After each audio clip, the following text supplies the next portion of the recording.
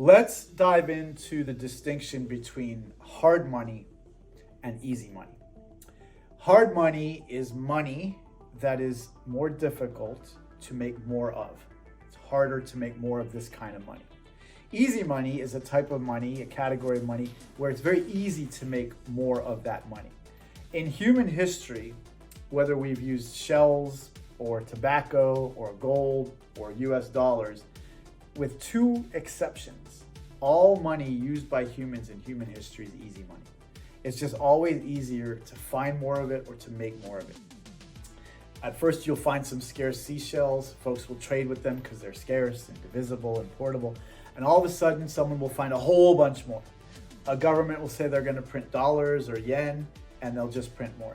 The two exceptions, the two hard monies in human history, are gold and Bitcoin. Gold has been pulled out of the ground as long as humans have been walking around.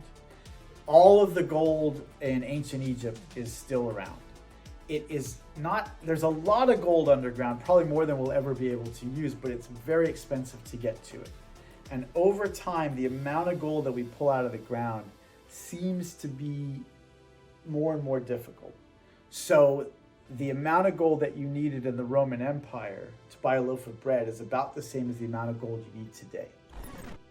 Gold will keep showing up in more amounts, but Bitcoin is finite. The amount of Bitcoin will never exceed 21 million. And as of this recording, there's been 19.5 million already issued, already out in circulation.